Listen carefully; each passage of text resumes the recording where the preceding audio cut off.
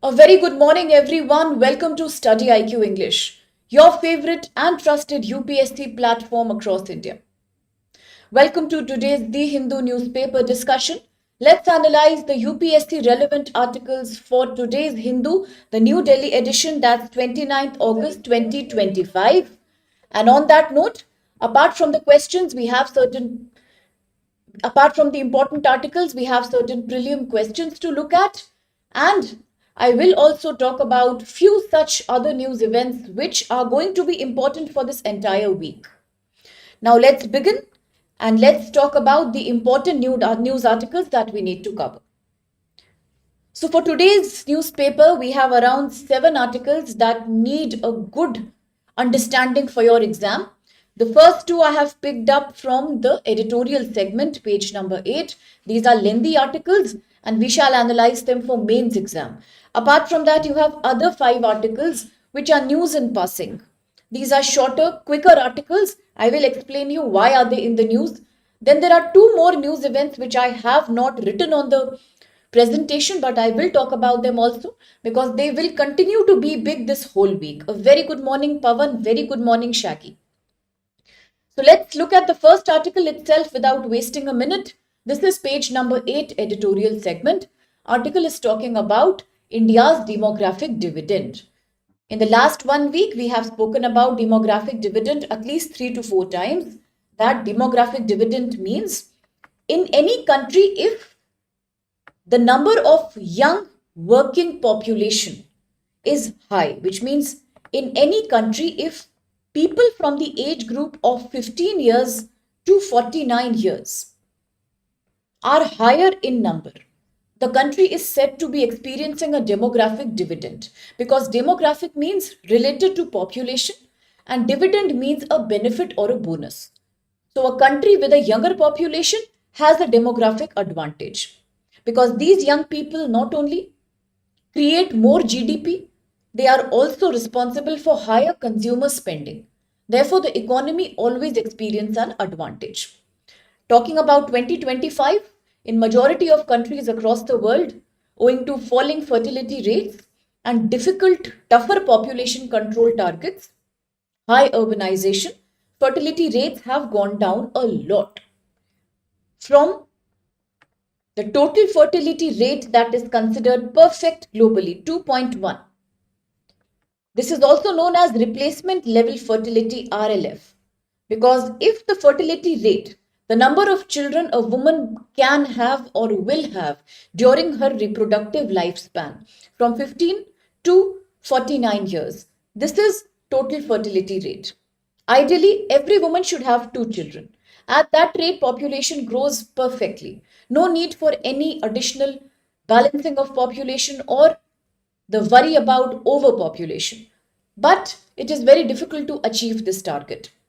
Majority countries like China, South Korea, Japan, Canada, Russia are already falling below this target. They are experiencing a fertility rate that is lower than 1.5 also. So they are all old countries now, dominated by older population. Dependent ratio of the population increases. Not enough people are there to earn and promote GDP. But India has an advantage. Average age of an Indian human is 28 years. Until 2045, as per United Nations estimate, we will continue to experience demographic dividend. But after that, it will slowly and steadily come down.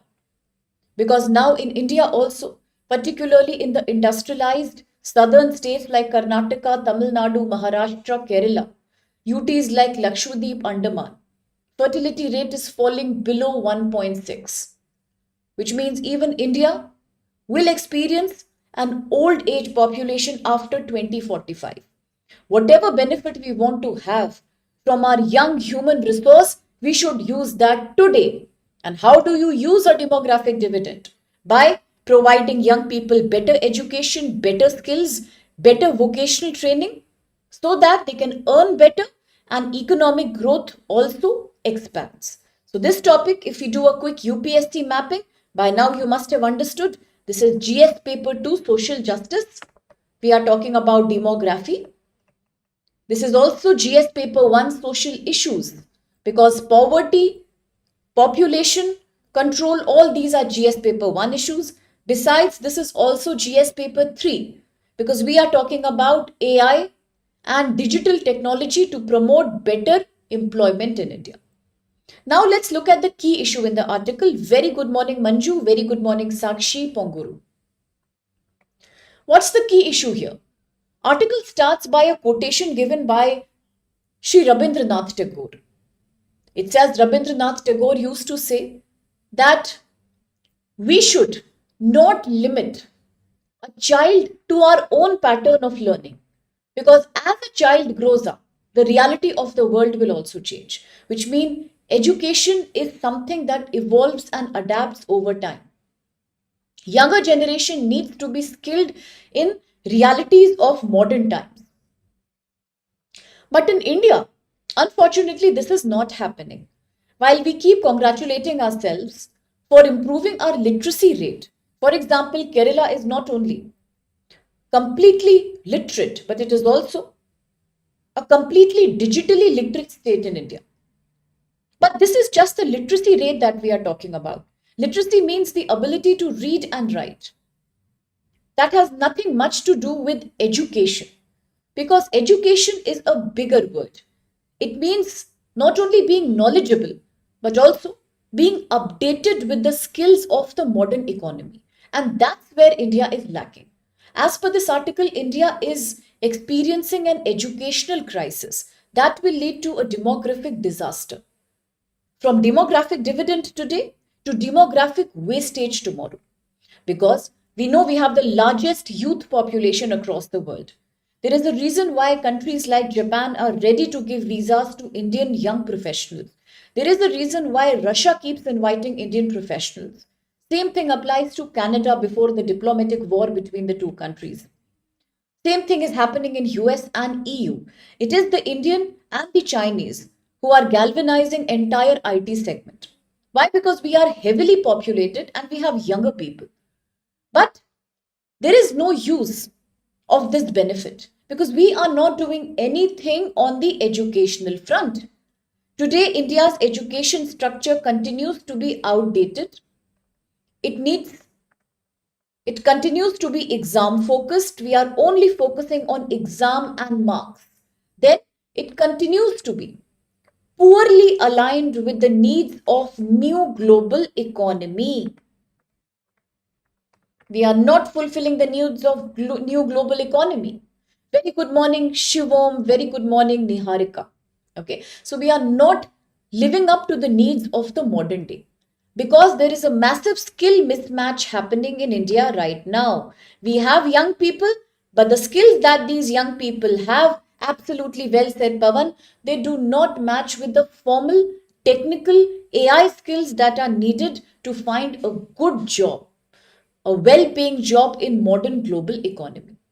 Therefore, in India we talk about degrees. In India we talk about marks and percentage. We talk about learning, history, literature, that's all becoming outdated with time. And this is leading to a situation where demographic dividend will soon become a demographic disaster, a demographic burden, from asset to liability. What is the cause of this problem? Let's investigate. Article says, as per the data, 40 to 50% engineering graduates in India are either unemployed or underemployed. That's a huge number. Out of the total people who are learning engineering degree, BE, BTech, 40 to 45% of them are either unemployed. When I say unemployed, I mean they are a victim of structural unemployment. Very few jobs, lot of people. Second, they could be victims of cyclical unemployment, which means businesses are closing. First because of COVID lockdown, now because of US tariff pressure. When business houses close, people lose their jobs. This is cyclical unemployment. Our graduate engineers either face these or they are underemployed, which means they are earning much lesser than what they could have by taking an engineering degree. Second thing, and the sad thing, is that as per a report by Mercer METI Graduate Skills Index 2025, I will abbreviate this to call Mercer METI Graduate skill index of 2025. Another problem is that only 43% of graduates in India are considered to be employable in the job market. While so many of them have a degree, but barely 43% of those who have a higher education degree are considered as employable. Looks like only 43% can get a job in the global market. Rest, just a degree but no job. Similarly, according to World Economic Forum, 170 million people in India need newer jobs. And while about 100 million new jobs will be coming up, they will be created in the next few years, but only for very few people, because 92 million jobs will also be replaced because of AI and technology. Gone are the days when we need labor intensive industries. Today, everything is computerized. So very soon, according to World Economic Forum, I'm sure you must have heard of World Economic Forum. If I was to ask you, which is the major index created by World Economic Forum that was in the news 2 months before? Does anybody know? A major index created by World Economic Forum that was in the news last few weeks before? Think about it and let me know. The same World Economic Forum, the think tank, has said that although very soon 170 million new jobs will be created in the global economy, but 92 million existing jobs will also finish because human capital will be replaced by artificial intelligence, robotics, machine learning. Doctors and surgeries will happen through robots. Cars will be AI driven. Agriculture will include mechanized droning, mechanized satellite mapping, mechanized harvesting. Where is the scope of employing human beings? Even in sectors like e-commerce and education, AI will take better of human resources. So what are we talking about? Yes, we are talking about humans becoming unfit for jobs and machines taking place instead of that. So which means 92 million jobs will get lost very soon. According to another report by McKinsey, nearly 70% of Indian jobs are at risk because of AI, robotics and automation by 2030. Let me write this down for you. According to a report by McKinsey, by 2030, 70% of Indian jobs will finish. They will be replaced by AI. So we are looking at more and more unemployment in future, and that's something to worry about. What is the root cause of this problem? The root cause is a lack of reskilling. See, even a water that is stagnant starts rotting. Same thing can happen with education system. If you do not upgrade your education syllabus at school and college level, if you do not create more vocational skills, and if you do not teach children AI driven technologies, higher level, digital technologies, ICT, information communication technology, then you may make them unfit for future jobs to come. In that case, while they will keep studying and keep spending money on private colleges, becoming MBAs, becoming engineers, becoming biotech literates, what's the point? There shall be no jobs for them. Because in future, all these jobs will go to AI and robotics. What will humans do? So humans need the kind of reskilling where they can not only design these robots, they can use these robotic and AI platforms rather than doing outdated skilling. That's not needed. So the article is arguing, for example, 93% of Indian school students from class 8 to class 12 are not aware of any other career apart from medical, engineering, teacher, and lawyer. This is so heartbreaking in today's times. Only 7 traditional careers are common among Indian youth. They do not know about any new job, any new innovation. 65% students in India take degrees for which they have no aptitude. Therefore, they drop out of the college. Majority of girls after taking degrees are getting married. They are not representing in the workforce. One report by Oxfam said that while 60% of Indian women are today preferring to study STEM education, science, technology, engineering, math, only 13% of them get entry in the labor market, in the workforce. Where are the other going? They disappear. They disappear in marriage, early pregnancy, and child raising issues. Some of them migrate outside. That's a brain drain. So, what is Indian economy gaining? Nothing much. Has the government done anything to help us here? Yes, it has. One major initiative was the Skill India Mission 2015. It aimed at creating 400 million jobs, 400 million new skilled professionals by 2020, but I'm sorry to say it was a failure. We could not achieve the target. Yes, one reason was COVID pandemic, but another reason was poor implementation. Another scheme comes in the name of Sankalp and Strive. I will write both these for you. So one was Skill India Mission 2015. Very ambitious plan by the Indian government. The aim was to teach people to start doing business, to make licensing and business approvals easier, and by giving working capital loans to young startups. Similarly, in 2015, we had the Startup India to provide seed funding, basic funding, and loans to new entrepreneurs with about 10% reserved for women entrepreneurs. This aimed at creating 400 million skilled workers by 2020, but as I said, I'm sorry to say it failed. Second mission was Sankalp and Strive. Very important for GS paper 2. Sankalp and Strive. The purpose was to create vocational training among Indian children. When I say vocational training, what do I mean?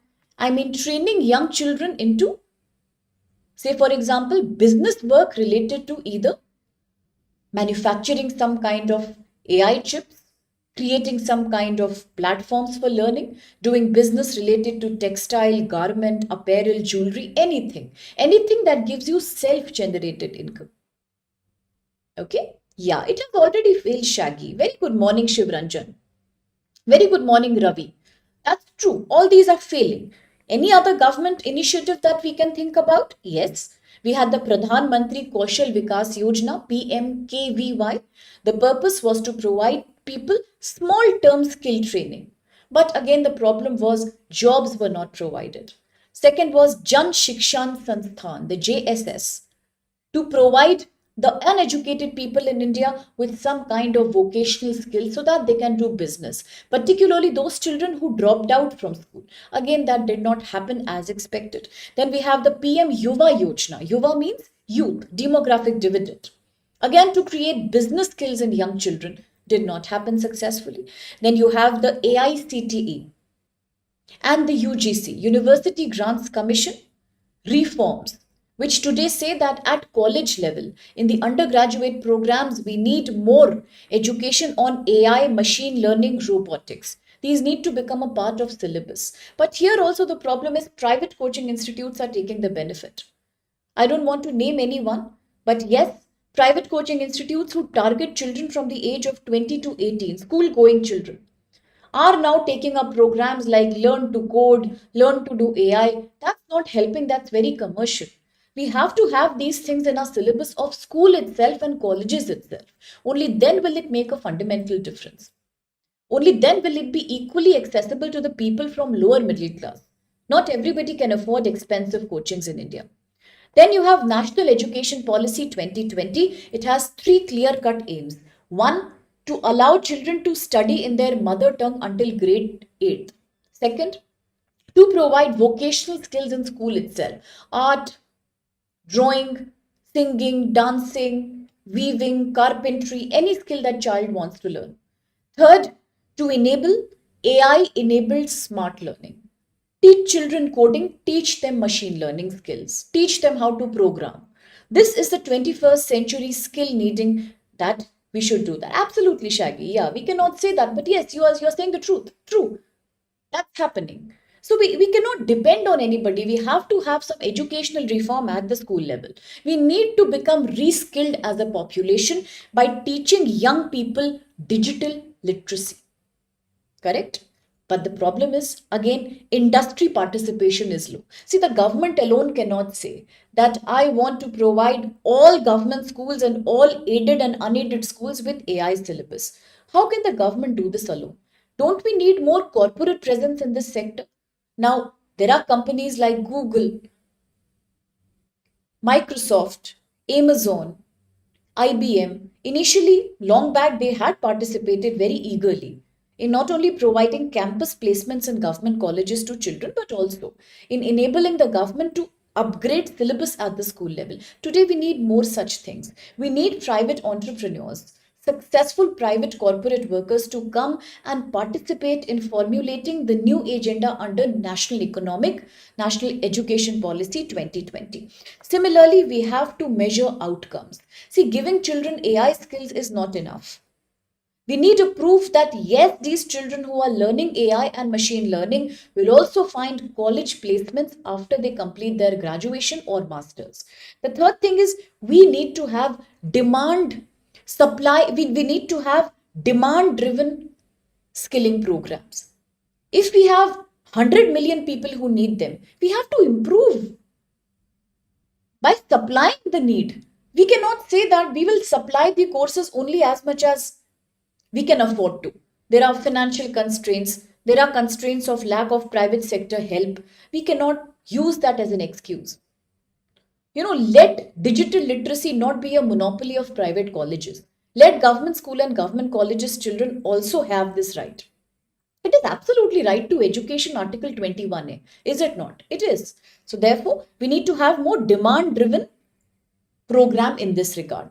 And at the end of the day, what we should understand is that instead of one standard unified solution, we need a more multi-thronged approach. Today, what we need is that recently Niti Aayog is saying that, and parliamentary standing committees have also said that we need more professionals from private sector who can train children in the government college and government school. Apart from that, under the new education policy 2020, yes, please upgrade the syllabus every 3 years. Yes, please provide career counseling at the school level, but also, modernize the education right from grade 1. Rather than teaching obsolete skills to our children, let's make them learn the importance of climate change, solid waste management, gender inclusivity in workforce, the problems resulting from demographic dividends, poor utilization, teach them about agriculture modernization, and yes, give them vocational skills. Let children above the grade 5 and onwards decide which vocational skill will they take and make it compulsory. So these are certain fundamental reforms that are the need of the hour. Let's not have too many schemes. Article says it is becoming like a soup of schemes. You have made 20 schemes at the government level. You have wasted money. It's becoming like a soup. That's becoming tasteless now. Let's have one solid approach and let all the other approach work under that on a layer by layer, tier by tier basis. That's what the article talks about. Okay. So now to the question, prelims question this is, with 3 statements for you to pick out the correct one. Question is talking about India's skill development initiatives. The first is Pradhan Mantri Kaushal Vikas Yojana. This provides short-term training to youth and it recognizes the importance of prior learning. Learning technical skills before you enter job market. Second, Sankalp scheme. Assisted by the World Bank, it aims at strengthening institutional mechanisms for skill development and market relevant training. Third, Jan Shikshan Sansthan, the JSS, which focuses on skill training for graduates and postgraduates in India. Let's see if you can pick out the valid answer. Absolutely valid response, Pavan. Well done. Now, I have also provided the answers in the last slide for those who want to confirm their answers. With this, let's proceed with the second important article from the editorial page number 8. This is talking about building health for 1.4 billion Indians in India. When we are saying improve health care for 1.4 billion Indian people, we are talking about UPSC syllabus GS paper 3. Absolutely correct answer, Shaggy. GS paper 3. Because GS paper 3 talks about science technology, it includes a topic on health. It also talks about technology use in healthcare. I can say this is also related a little bit to GS paper 2 because we are talking about providing better health access for vulnerable communities in India, such as those who come from economically weaker segments and women. Okay, so science tech in health care. GS paper 2, GS paper 3. What's the key issue of the article? Article is saying that India's healthcare system has reached a very critical stage today. A very critical stage today. Few years back, we have surpassed China to become the most populated country of the world. Here also there is no uniformity. While there are certain states, more so in northern belt of India, which are highly populated, because even today their fertility rate, TFR, total fertility rate, number of children being born to a woman, is higher than the national and global average. For states like Bihar, UP, it's coming out to be more than 2.4 right now. That's quite high. Whereas there are other states which are falling below 1.6. Okay, so there is a gap in the demography from one state to another, which means one standard national health policy is not going to work for every state, because every state has a different demographic potential and therefore its need is very, very individual. Hence, India's healthcare segment is in a very critical stage right now. Article primarily talks about two major challenges that we are experiencing. One major challenge is that in India, we have a lack of healthcare access to the underserved people, the poor, the vulnerable people, especially in tier 2 and tier 3 towns. So, one is lack of access to primary healthcare, then also to secondary healthcare, which means consulting a specialist, then tertiary healthcare. Tertiary healthcare, when you have to undergo procedures like a surgery. So primary is just basic health, vaccination, immunization, taking basic consultation with a doctor. Then comes secondary health, where you have a special problem, so you must consult a specialist like a gynecologist, obstetrician, ENT doctor, dermatologist, and so on. Then comes tertiary, where you need intervention, some surgical procedure or some in-hospital, inpatient service has to be given to a person. But across all these three, we have a lack of access for people who live in tier 2 and tier 3 towns in India. Plus rural areas including villages and peri-urban areas, areas which lie between village and the city, suburban areas. Second problem is affordability. Affordability is a major problem. Lot of people in India cannot afford private healthcare. The third problem is rising burden of non-communicable disease and the fact that today AI technology is taking over healthcare. For those who have money, private sector hospitals are enabling them robotic surgeries, expensive and sophisticated scans like CT scan, PET scan, MRI scan, the 3D hard scan. But for the poor people, they cannot afford access to healthcare that is driven by AI technology. So what's the problem highlighted in the article? One, we have lack of access to primary, secondary, tertiary healthcare. Second, we have a high burden of NCD, non-communicable disease. Cancers, hypertension, cardiovascular problems, diabetes are on the rise, apart from reproductive issues. While AI is enabling private sector hospitals to provide excellent quality medical care. Now, you might love to hear the fact that even today, India has become a medical tourism hotspot.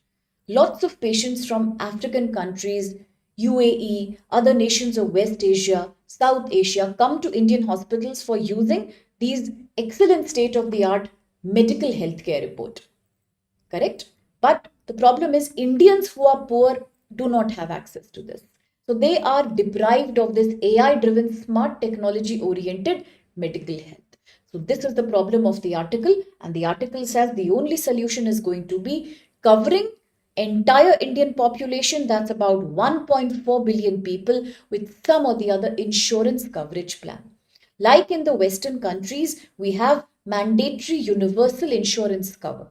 So that in case a person falls sick unexpectedly, because diseases do come unexpectedly, insurance companies should provide you some coverage for your treatment. That way, two benefits will happen. One, people will not shy away from medical care. They will not be scared of spending money, so they will get diagnosed faster. Second thing is the doctors will also not take advantage of these patients because they know they are covered under insurance. Third benefit is the fact that one major problem in India is out of pocket expenditure. For the people in India who come from economically weaker segments, in terms of technicality, we say anybody who has an income that's lesser than rupees 10 lakh per annum from all the sources, fixed and liquid, they technically should get some free medical health care by the government. But for defining people below the poverty line, we have no such criteria. Sometimes it is 8 lakh, sometimes it is 3 lakh. So it is very variable really. But let's say everyone who is earning less than rupees 10 lakh, less than rupees 8 lakh per month from all various sources available and who have a single member earning family. For these people, the real problem is out of pocket expenditure, which means every time a person is sick, you have to give money from your pocket through credit card or cash, whatever. That's your own liquid money that you have, your income, your saving. That's what is the major problem. This leads to a vicious trap of disease and poverty. Many people lose all their savings just because somebody in the family is sick. When insurance comes in the picture, this problem gets improved. Talking about out of pocket expenditure. In India, unfortunately, as per this article, 55% of entire healthcare expense happens as out of pocket expenditure. That's the problem. So, which means people become poor if they fall sick. And health insurance could be an effective way to protect them. But the problem is today in India, with so many people, only 15 to 18% people among Indian population are insured. They have some health insurance cover. Remaining are not. Can you imagine? More than 80% people have no insurance in India. This is very low as compared to global average. For example, premium, that is insurance to GDP ratio in Western countries is about 7%. In India, it is about 3.7%. Can you imagine the ratio gap? So insurance to GDP ratio globally is 7%. In India, the same thing is 3.7%. So this is the gap we are talking about. We agree that government had started the PMJAY, Pradhan Mantri Jan Arogya Yojana, the Ayushman Bharat initiative. The purpose was to provide with a nationwide insurance policy free of cost for those who come from below poverty line or families which are run by women earning member where there is no male earning member and transgendered and other people from the EWS background. But the problem was one, cultural attitude. In India, majority people still do not believe in insurance. They have zero faith in private companies who are offering insurance. Which means that although Ayushman Bharat was supposed to cover 500 billion people by giving them rupees 5 lakh per family worth of insurance cover, in reality, it did not happen. Because insurance is not taking care of your outpatient expenses. There are two things, right? Sometimes people need hospitalization, inpatient care. That still is covered under insurance. But outpatient care, where you go, meet the doctor, get your medicines or get some procedure done and you are released the same day. That's not happening. This outpatient coverage is not coming under any insurance cover. That's why people don't take advantage of Ayushman Bharat.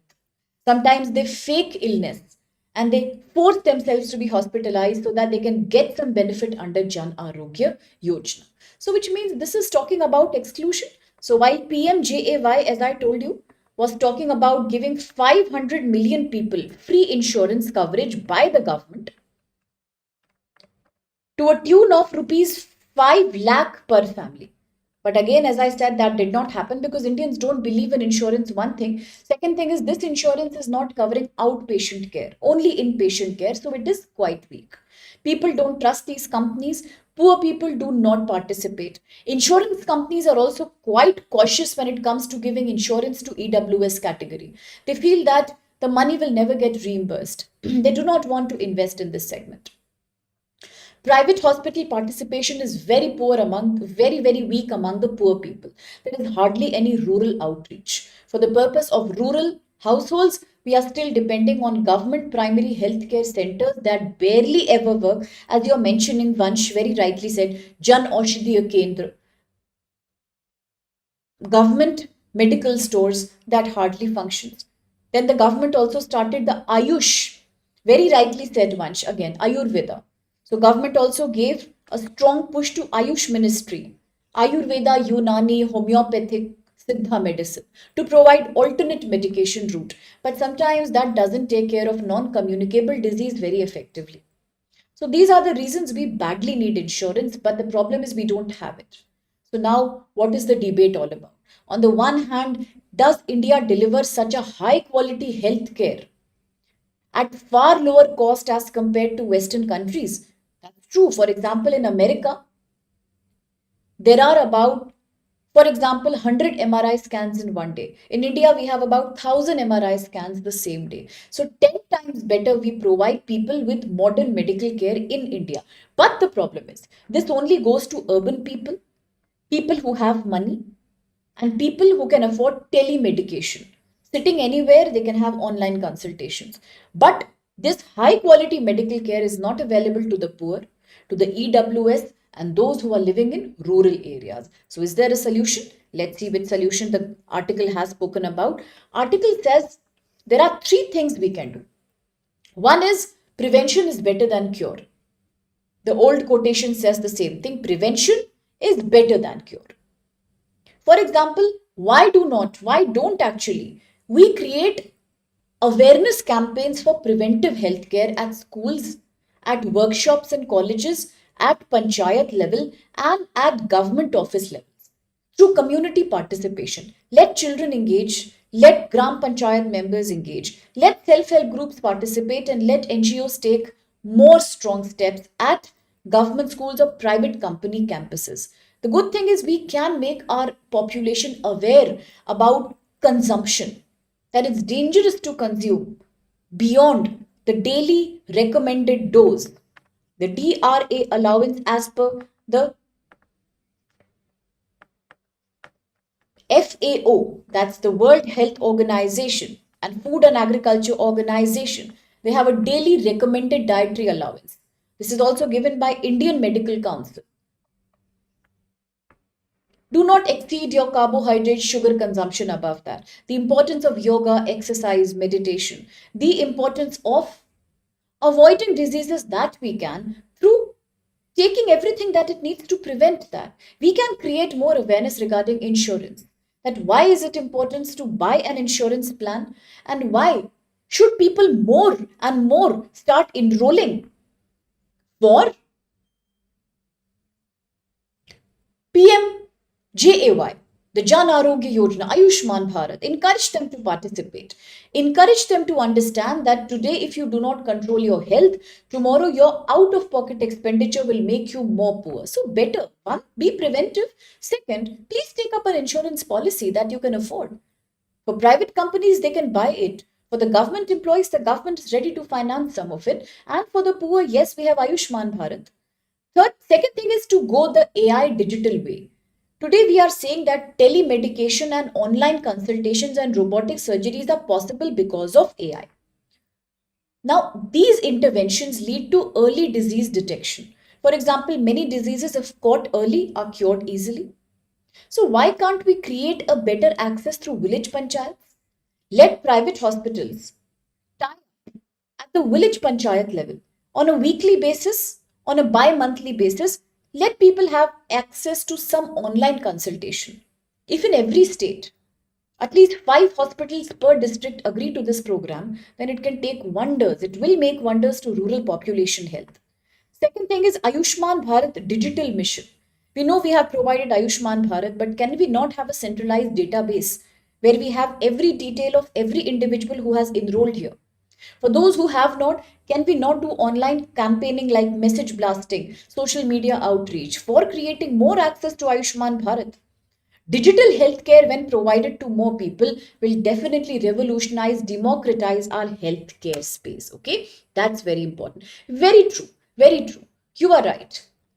Absolutely, Vansh. Even when we talk about creating understanding of labels behind food products, we need better regulations for that. Through FSSAI, the agency that is in charge of food standards regulation. Make the labels more easy to read by people and make the labels very elaborate and clear that which ingredient means what. For example, they are saying vegetable oil. They are not mentioning it's palm oil. For example, they simply write no added preservatives, but they do not mention which preservatives have they actually added. Or for example, they just say zero trans fat, when in reality there is no clarity or proof that this is indeed a zero trans food product. Do they ever tell you that the chips packet and biscuit packets use some kind of a gas? It's nitrous gas in nature to provide vacuum sealing. Nobody knows about it. Similarly, GMO foods. So many products are including GMO ingredients, but do we have information of that? We don't have. At least if you can't write a detailed label, provide some color codes so that even semi-literal people can understand them better. Absolutely. The Food Security, Food Safety Standards Authority, yes, that needs to take care of that. So all these interventions can create a better healthscape for India. Is there a solution for future? Yes. Expand Ayushman Bharat, as I said. Enable preventive health care. Now, try to encourage the PPP, private public partnership. Allow and request private hospitals to tie up with government departments to create online digital awareness at Gram Panchayat levels. Then make sure that you have a stronger insurance system. Create that trust among people in insurance companies by covering some outpatient diseases also. For example, few years back, the government said, let's cover reproductive issues also in insurance. They started a scheme called Janani Suraksha Yojana, where every woman who has her first child was provided with free delivery, free childcare, free first or 2-3 doses of vaccination. That indeed helped a lot of women in Bihar and Chhattisgarh from taking care of their first child and related expenditures. But that needs to be further enhanced. Absolutely, Shaggy, that's correct. The government should start this initiative to provide food labels and nutrition information. See, without that, nothing happens, no change comes. At the same time, we have to expand our workforce in medical care. Today, you and I keep complaining that majority Indians, 60% are working in the informal sector. Now is the time to give them vocational skill and bring them to the health sector. Just 1 year back, Shri Modi had said that we want to create one medical university for every 2 kilometers gap in India because our disease burden is very high. Let's implement that faster. I mean, we need our informal workforce to enter medical professions like doctors, nurses, okay, allied healthcare services, Ayushman Bharat, insurance providers. We need people who can work for Ayush Ministry, alternative medicine, nutrition counseling. So we need such professions, and therefore let's have more transparency here in insurance programs and policies. Improve your medical standard when it comes to government healthcare. Well, these are few things we can do and make our healthcare indeed more inclusive for the poor people in the country. That's what the article has said. Quite an easy article. Okay, now the question with reference to India's healthcare sector, please look at these statements. One, the Ayushman Bharat Pradhan Mantri Jan Arogya Yojana provides a health insurance of 5 lakh per family for secondary and tertiary care hospitalization. Be very cautious with the words they are using. Second, out of pocket expenditure, which is currently 55% of total health expenditure in India, is less than 20% of total healthcare expenditure. 3. Ayushman Bharat Digital Mission ABDM aims to create a unique health ID for every citizen to ensure portability of health records. Health records can be transferred from one department to another, one hospital to another. Which of these statements is or are true? You can try answering the question. Absolutely, that's a very valid point you've made, Pavan, that since health is a state subject, fragmentation always leads to broken policy. So here, the only solution is that give importance as per the need of a state. So there are certain states which have a very high burden of non-communicable diseases. For example, malnourishment and anemia. There is a district called Jhunjhunu district in Rajasthan, from where the government had kick-started the PM Poshan back in 2020. The purpose was to start it from a district like Jhunjhunu, where malnourishment burden was very high. High levels of child wasting and child stunting were prevalent. We need to start immediate programs from places like these, which can then expand to other areas. The PPP model that I spoke about, creating health insurance and online medication awareness at the Anganwadi school level, panchayat level, should start from places like these. So it should be totally need based rather than starting on a pan India basis. It should be state by state, as on a priority basis it has to be done. That's a very valid question. Okay. Now, the next article is page number 1. That's the front page article. Absolutely, absolutely, Shaggy. Early unwanted pregnancy among women is the biggest reason behind maternal mortality in India. Now, after Nepal, we are one country which has a very high maternal mortality rate. So that's a valid point you're raising. Good.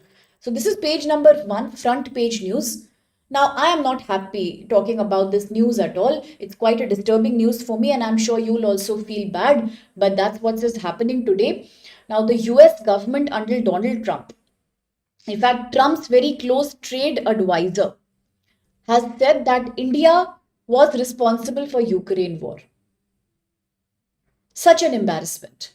He clearly said, he very ruthlessly said yesterday that Ukraine war is Modi's war. He has accused India of arrogance, insensitivity towards the number of people who are dying in Ukraine. He has blamed India for financing the death of Ukraine war victims because we chose to purchase Russian crude oil. It also said that if India is not changing its stance, then US is not going to be soft on India and more punitive measures will happen. Although within US also it has caused some problem. For example, while the ruling party is completely against India right now, it is the opposition party who still feels that no, US has done injustice with India. But at the same time, this comes as a huge international embarrassment as we are still trying to recover from the US imposed 50% tariff punishment. Here comes a very diplomatic embarrassment when India has been accused of sponsoring the Russia-Ukraine war. Now let's see what happens on the diplomatic front. Talking about the GS syllabus, yes, this is GS paper 2, international relations, particularly India-US bilateral ties. It also touches upon India-Russia relationship. We can say this is GS paper 3 because we are talking about energy security, India's energy needs. So what has the article said? Now article is saying that since India's energy needs have increased a lot since the past few years. We all know that India is soon going to become the third largest economy of the world. We are expanding our production manufacturing capacity, plus we have a huge consumer base in rural urban India. Therefore, we need crude oil, we need energy, we need solar energy, we need nuclearization of energy. Because on the one hand, our energy needs are rising every day. On the other hand, we have committed to our 2070 zero carbon emission target, which means not only do we need to provide energy to our people, we have to make sure in the long run that this is clean energy. Already India is standing on this crossroads. When today the comment of the US has once again caused massive controversy in the Indian side. US is saying that India continued to import crude oil from Russia. This is when US had imposed strict sanctions on Russia owing to the continuous attack on Kyiv, Ukraine by Russia. But India did not stop. India did not respect the sanctions given by US. So therefore, US is saying that no matter what, but today it is India whose hands are red with the blood of those who have died in Ukraine. It said that US believed India would respect its sanctions because India-US were key, largest bilateral trade partners, but that did not happen and US is extremely disappointed in India. That's the recent development.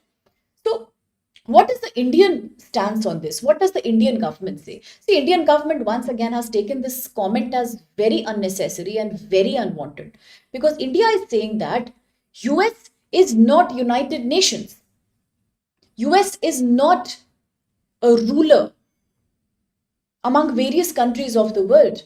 India is obliged to follow WTO and UN sanctions, but India was not obliged to follow United States of American sanctions.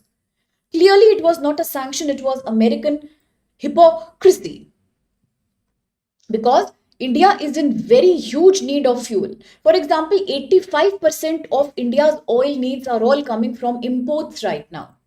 If India was to buy the sweeter oil from US with a low sulfur content, it was extremely expensive for India.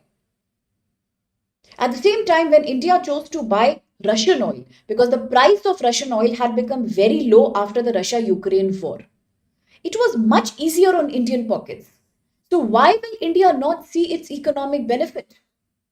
At a time when already US was hitting a lot of recession, at that time, India chose to import from Russia because it was a financial need for us.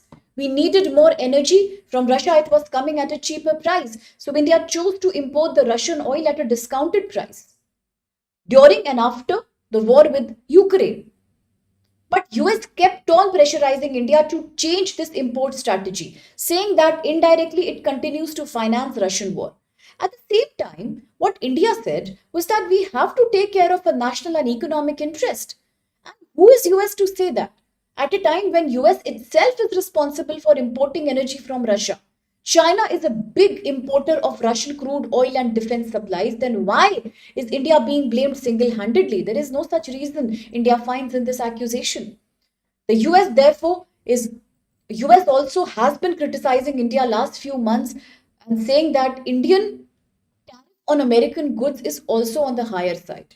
It also tells India that when you create a 25% reciprocal tariff on us, you are also creating an economic disability upon us. It threatens US manufacturers, it threatens US jobs. But this we are perceiving as a completely one sided narrative because it shows nothing but US unnecessary diplomacy. For India, it has become a major problem right now. You already know that the tariff is very high. Today, the Chief Minister of Tamil Nadu has said that for Tamil Nadu, which is a key exporter of textiles and cotton, will face a lot of disability owing to high 50% tariff. The exporters from Tamil Nadu will face problems and job losses are bound to happen. See, India already is facing problems right now. We are just running everywhere, from China to today the PM is in Japan. Why? Because we want to secure more trade partners. Already times are tough, and today it has created another geopolitical dilemma for India. India cannot possibly fight US directly because even today, despite the tariffs, India and US share a very high amount of bilateral trade. And let's not forget that India houses so much, US houses a lot of Indian population. So the remittances that come from US to India's national income are also very important. We cannot fight with US plain. But constantly US is pressurizing that don't go for Russian oil, don't have any kind of trade relation with Russia. Now what should India do? India is heavily dependent on Russia for defense and crude oil. Plus India Russia have historical ties too. They are good friends. Remember long back during 1971 when we had a war with Pakistan, when Bangladesh was created. At that time, which country came to support India? Nobody. US was busy using Pakistan as a base and supporter. That time it was Soviet Union, the ex-Soviet Union, before the breakdown and creation of Russia, which had come openly and supported India. It said that we will sign a treaty with India to support India as a friend in difficult times. That is the level of historical ties both the countries are sharing. Today, out and out, we cannot neglect Russia. Similarly, India cannot ignore US also because of China's monopoly in the Indo-Pacific. Continuously, China is undergoing what we call as the string of pearls policy, the Belt and the Road Initiative. China is expanding its monopoly not only from India to West Asia through the BRI, but also China is expanding its monopoly by creating unwanted naval, headquarters and various other naval offices in islands in the South China Sea, Indo-Pacific area. So India needs the support of Quad countries to counterbalance China's monopoly. Quad countries include India, US, Japan, Australia. So how can India break ties with US now? It's becoming a very difficult situation. So India has to today balance very carefully. It's like a juggling, literally walking on a tightrope. On the one hand, you have US, who is being such an enemy right now. On the one hand, you have Russia, with which India anyway cannot afford any enmity. So, what should India do? That's the question raised by the article. Apart from balancing our trade security, energy security, how should we manage this issue diplomatically? That's a problem. Now, talking about US internal politics, while Trump administration led by the Republican Party is adopting a very difficult stance on India. It is the opposition party, in fact, led by Democrats, which are not happy with this Trump's agenda. They say that in US is not having a problem with China importing Russian oil, but US has called out India and punished it, insulted India for importing Russian oil. This is pure double standards. Once again, the same question is being asked by people. Then, was Trump ever a friend of India? In that case, what was wrong with Joe Biden? At least he did not have such a massive and cutthroat stand on us. So, US also is experiencing that internal policy divide. But in this divide, it is India who is really suffering right now. That's what the article says. Now, the question for prelims with reference to India's crude oil imports and related geopolitics. Please look at these questions, these statements. 1. India imports more than 80% of its crude oil. 2. After Ukraine conflict, Russia has emerged as top 3 suppliers of crude oil to India. Third, US has imposed secondary sanctions in the past on countries importing Russian oil under a treaty called America's Adversary Through Sanctions.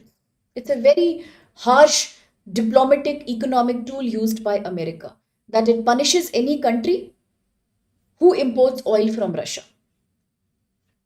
Which of these are true? You can try to answer the question. Yes, Vansh, which question were you asking? Yes, absolutely valid question, Vansh. Yesterday I did an article here with you which said that indeed it's going to harm us in the next 10 to 20 years to come. This tariff will have a short-term effect, medium-term effect, and a long-term effect. This is the 10 to 20 years that is going to happen. Absolutely. Okay? Correct. Karnataka is also highest exporter of cotton and textile. Very good. Absolutely, Shaggy, that's valid.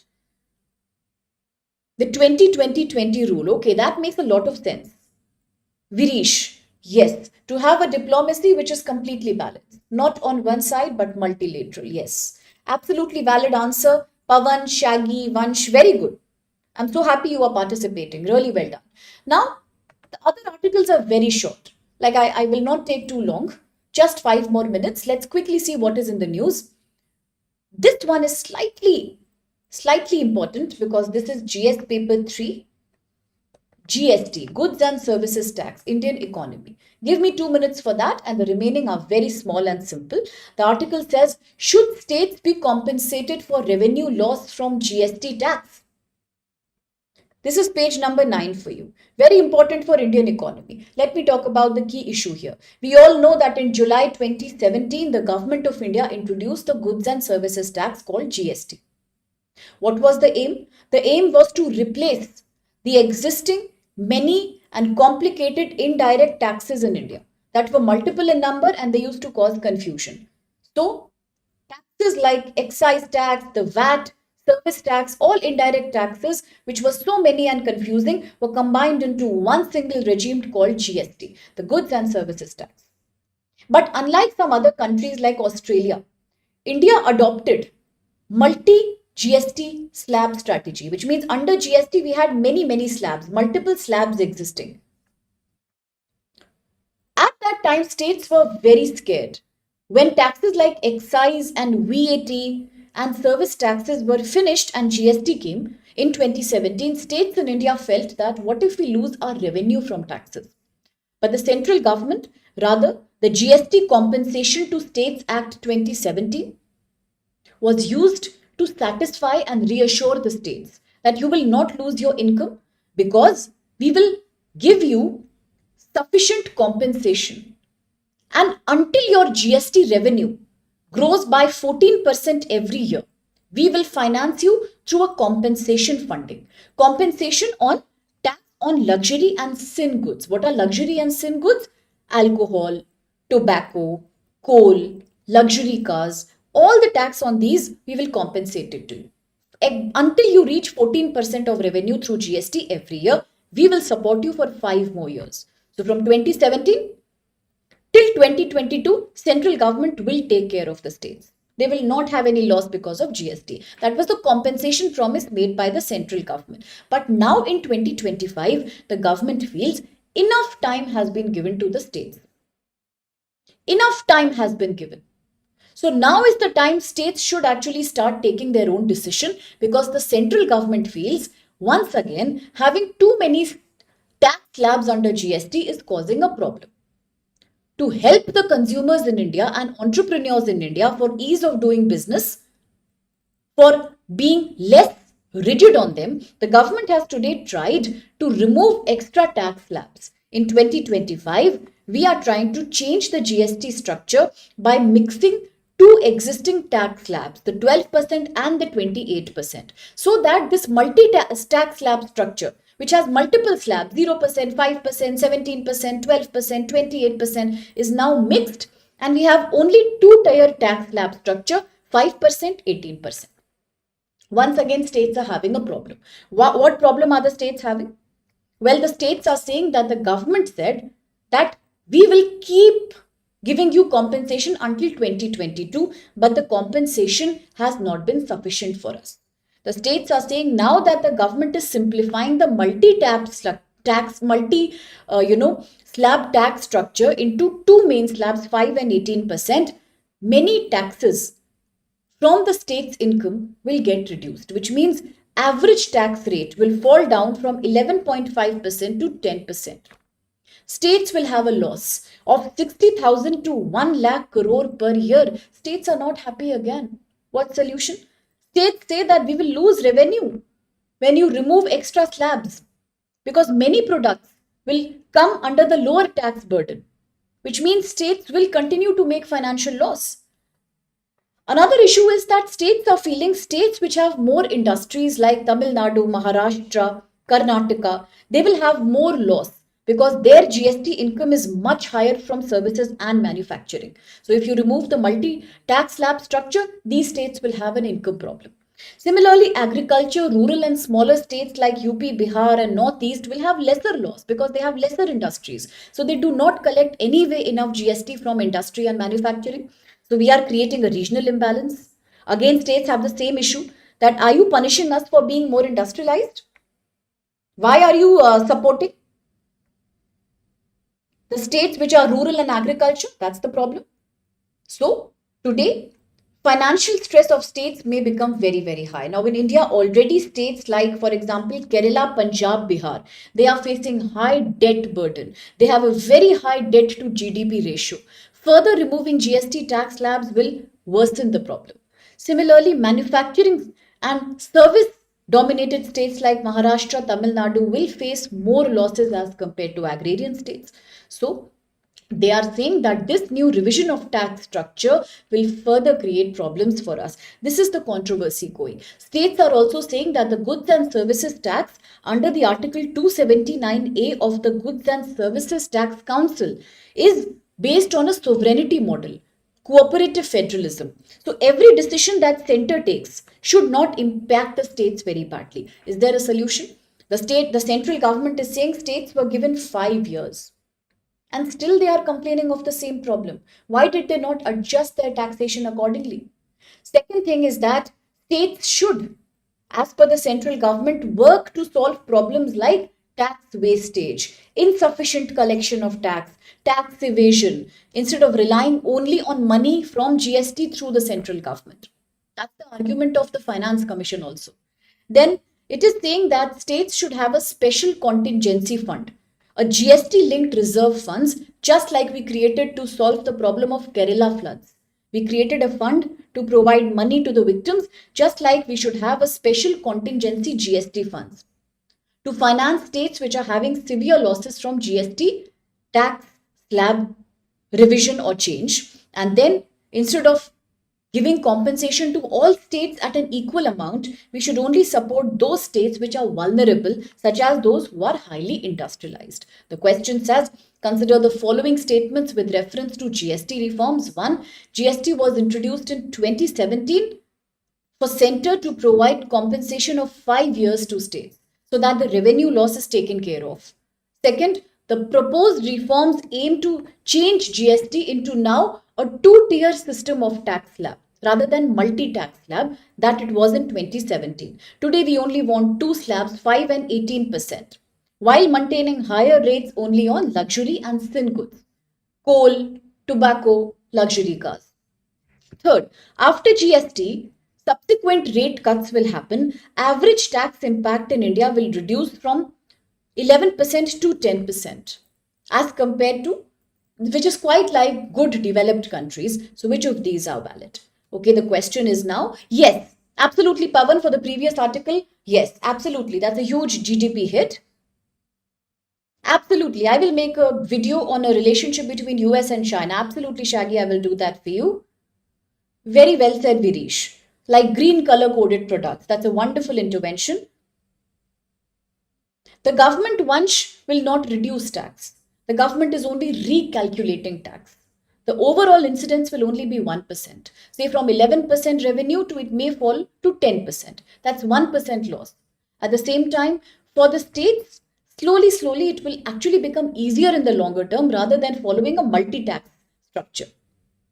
Okay. Yes, they need a full planned blueprint with the help of a proper finance advisory. Very well said there. Okay. The answers are there in the last slide for you to verify. Now let's have quick bites. Okay. Just 2 more minutes to go. Rajasthan has become the first state in India to issue a detailed guideline on Supreme Court's order on relocation of stray dogs. Earlier, the Supreme Court said within 18 weeks, within 8 weeks, 8 to 18 weeks, remove all the stray dogs from your national capital region and send them to shelters outside the city because cases of rabies and dog bites are on the rise. Later, Supreme Court revised its decision by saying it was a harsh law. It's against the ABC rules, animal birth control rules. Therefore, we need a more humane treatment for them. Today, Rajasthan has become the first state who has issued a detailed guidelines for managing stray dogs. It says all the municipal corporations will now be responsible for having designated feeding zones for stray dogs. You cannot feed them anywhere in the city. There has to be a designated area for that. Second, there have to be regular sterilization and vaccination for stray dogs and deworming for them so that even if they bite a citizen, it doesn't lead to mortality or rabies for that matter. Then we have to be responsible for submitting timely reports on these three actions: vaccination, fixed feeding, sterilization, deworming. Every 30 days, the report has to be submitted to the government. Next, an important thing, we have to ban using materials like tongs, wires, and tight ropes for capturing the stray dogs. The municipal corporation workers have to be more trained professionals and more sensitive towards dealing with these dogs. That's a wonderful intervention. Animal activists are hailing this as one of its own kind. The next is another interesting crisp news. According to a report given by National Annual Report and Index on Women's Safety. National Annual Report and Index on Women's Safety, NARI 2025, Mumbai, Visakhapatnam, Kohima, Nagaland, Bhubaneswar, Aizawl, Gangtok and Itanagar have emerged as safest places for women in the country, where crime against women is very low. On the other hand, places like Patna, Jaipur, Faridabad, Delhi, Calcutta, Srinagar and Ranchi have been called as the most unsafe places for women. The comparison was done based on a survey of more than 12,000 women across 31 cities, and the entire national safety score has been calculated to be 65%. So please remember this very important GS paper 2, social justice towards women. Very important GS paper 1, social issues in India, more particularly the issue of VAW, violence against women. Absolutely, Shaggy, that's a valid point. True, Vansh, I agree. Your sarcasm is absolutely valid. Our anger as a citizen is absolutely valid. That's absolutely valid. Now, the last is page number 12 for the day. This says, once again, we are touching on the same debate. GS paper 2, polity and governance. Recently, we saw news where Supreme Court says it has every right to interfere when a governor of a state does not take a decision on a pending legislative assembly bill for more than months to years. It's completely unconstitutional. It is a misuse of power under Article 200 of the Constitution. Today, again, the Supreme Court has told Tamil Nadu governor in particular that you cannot sit on a bill passed by state legislature for months and years. It's a wastage of time. It is absolutely unconstitutional because you are defeating the purpose of legislative assembly, which is composed of members elected by the people directly, whereas the governor is an executive head, a nominal head which the people in India do not elect. But legislative assembly and MLAs are elected by the people. So therefore, avoiding a bill passed by them, because you are a governor and you represent the center, you cannot act as an agent of the center. You have to fulfill your responsibility under Article 200 of the Indian Constitution. That's the debate right now. Now the court is already contemplating this issue. It has created a massive political governance controversy in India. Let's see how it emerges in coming times. Well, that's all for the Hindu New Delhi today. I shall see you soon tomorrow. These are the answers that I have pinned for you here. You can verify them. And before I leave, one small request. We are having a very massive end of the season scale that is valid up till 31st August. Now, this could be a great opportunity for all our dear aspirants who are aspiring for the exam 26 or 2027. Please enroll in the course of your choice. You have a variety of helpful, very effective courses to choose from. If you want to enroll the course today, you could use the code SPLIVE on the screen here. Okay, and this ends on 31st August. So please take advantage and enable your UPSC journey to become successful. Why is Mumbai the safest place? Well, that's a very interesting topic, Shaggy. Let me come back with a video for you. I think that should be fun. And they are saying, no, Delhi is not a safe place. They are saying Delhi, Faridabad are not the safer ones. Mumbai, Visakhapatnam and all these are the safer ones. Yeah, no, Delhi is not safe. You are right, absolutely. Absolutely right. Okay, then I shall see you tomorrow with another Hindu discussion. Thank you so much for your participation, lovely comments, and all the very best.